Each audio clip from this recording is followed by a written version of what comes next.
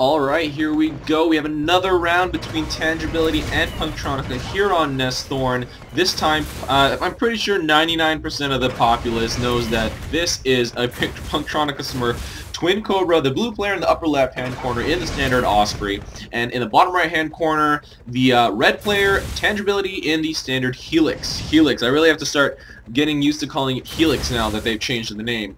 But pretty similar loadouts to last round.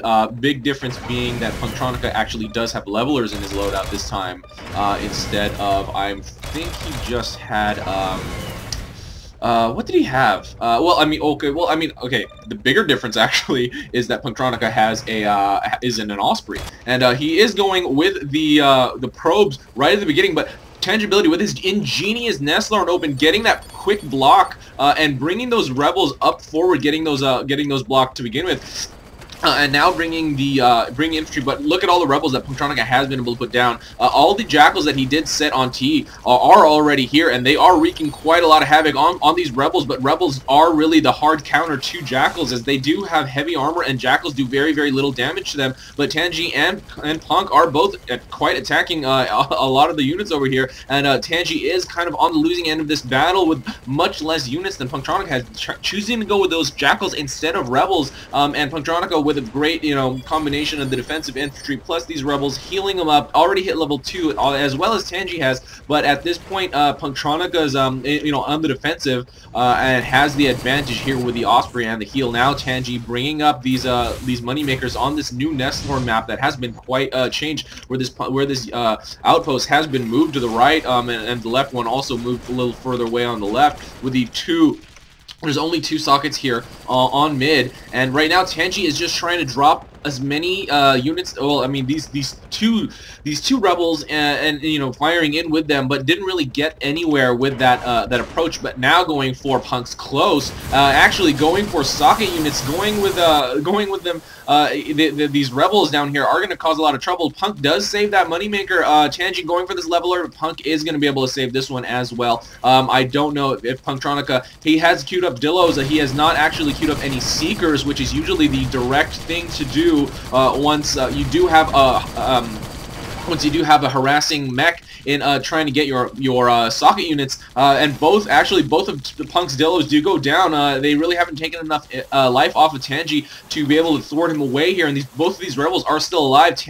Punk does save that leveler, but not able to save that moneymaker. He really needed this to queue up a Seeker quickly to be able to try to get Tangi out of there, but the thing is, I don't actually think that would have worked completely, just because these 2 rebels also would have contributed in Tangi finally getting killed. Punktronica, that last rebel will go down to those 2 Dillos over there, but he is short 2 moneymakers now, bringing 2 Longhorn Dillos, also going to do the exact same thing against Tangi, but Tangi with those missiles, those air-ground rockets actually, does save that leveler. Oh, does not save it completely actually. He put it right down, but he does finish off Punktronica, not in time to save that leveler though. If Tangi put it up here on the high ground where Punk couldn't have got it, instead of putting it back down, and actually the other moneymaker goes down as well. But if Tangi put it on the high ground instead, then he would have prevented Punk from killing it, and at that time Punk did get 2 socket units just as Tangi did up top. Actually, I think he only got 1. No, he did get 2. So now we are settling into mid-game with all the defenses going down on these outposts that have been kind of established. Punktronica has a lot of Dillos out here, so there's not going to be too much that Tangi could do at the moment. He has quite a lot of Longhorn out, though. Is placed defensively, I think, for the most part. They are over here. Oh, Punktronica almost getting killed by Tangi, swooping in with those air-ground rockets. And actually Tangi coming in from the bottom area, actually. It's very interesting, very unique approach, actually. I've never seen him or anyone actually take the bottom route there from the bottom outpost to try to attack the middle, but now doing a little bit of more harass in this area, trying to take out the Seeker first. He will get it, and Punktronica is coming back with 2 Dillos and for some reason an infantry that was accidentally picked up. Gonna try to save this leveler. I don't think Tangi will get it, but Tangi is running toward the front, and it really now, this new mocap animation does look a lot like running actually, versus just the chopper before the mechanical just stomp, and Punk will get this finish on Tangi.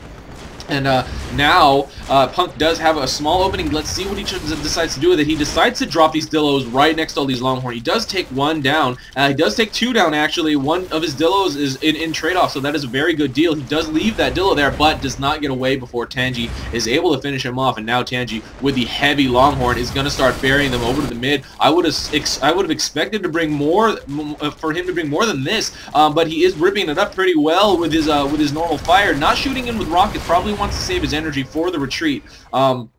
If he went directly with rockets there, probably would have ran out of energy and ran out of, might have actually ran out of HP there with Punk attacking him inevitably, and would not have been able to retreat those Longhorn.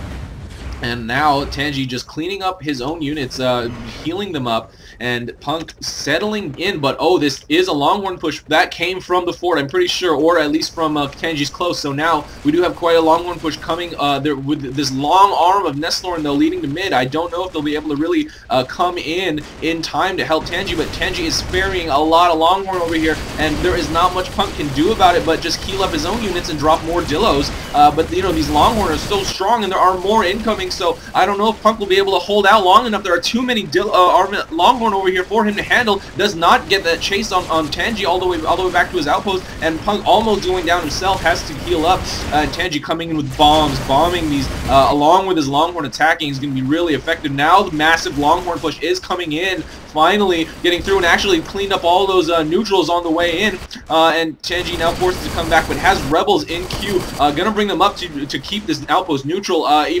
These Longhorn are here pretty much to clean up all of Punk's units, and he does go down on his way back to his outpost. He stays there a little too long, trying to take out stuff with his Osprey, which is not usually that effective, but now Tangi trying to do as much as harass as he possibly can. Actually, Punk is already level 7, will probably start queuing up some goalies, and he is able to save that level, or not able to save his Dillos, but there is a Longhorn at his front door, which he is going to kill very, very quickly. But at this point, Tangi has been able to take control of mid, and has a lot actually in queue, has those fixers, is going to get a little bit of salvage off. No, decides to put them over here just to heal, I guess. But now he does have pretty good control of mid. And the one thing that he doesn't have that Punk does have is artillery, so it will be quite a battle if Punk does decide to go the artillery route.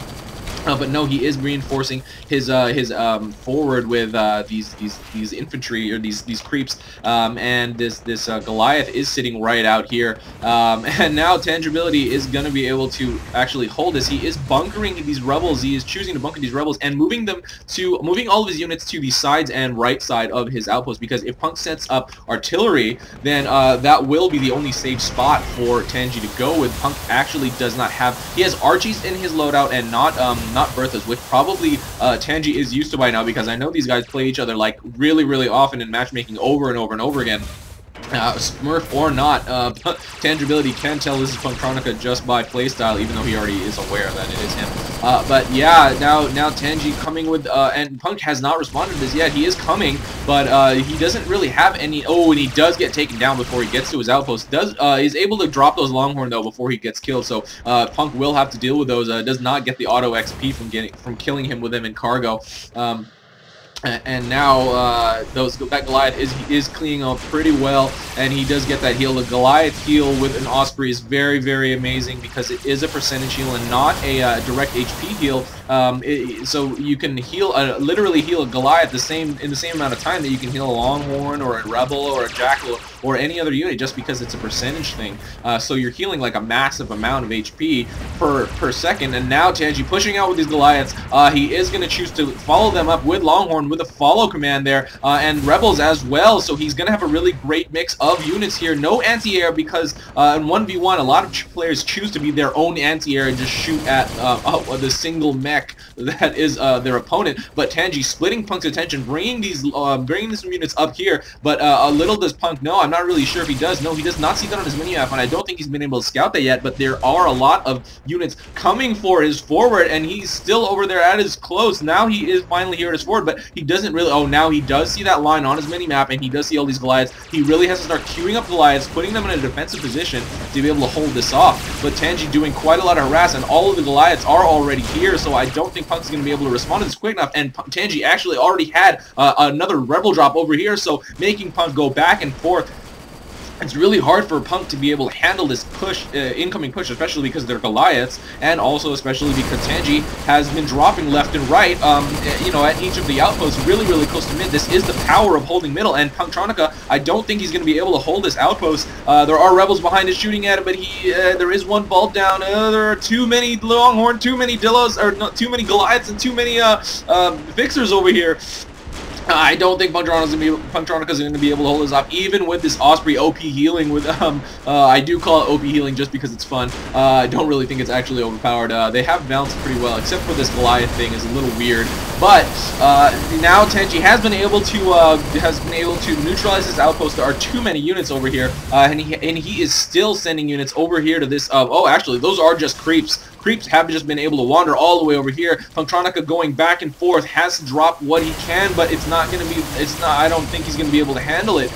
There's just too many Goliaths, too many rebels and jackals and everything everywhere. And at this point, Tangibility is starting to push forward, further and further forward. And now Punktronica deciding to go with a counter push, because at this point, that's kind of the only thing that will be able to save him. He doesn't really look promising, but there is still a fairly good chance that he will be able to retake this with this amount of Goliaths. But with this unit composition that Tangi has, especially with the massive amount of Goliaths, it's going to be a little difficult. But at least Punktronica has that heal to be able to keep his Goliaths alive, which is really the most effective way to use the Osprey in terms of healing units. But Punktronica does get taken down there. And now Tangi will be able to clean up the rest of this Goliath sitting over at this outpost. He just really needs to ferry them all over, and they will be able to take care of the enemy Goliaths. Punktronica now respawning, bringing Goliath, but I do think it is a little too late. I don't think there's enough units over here, especially now Tangi does have control of this outpost.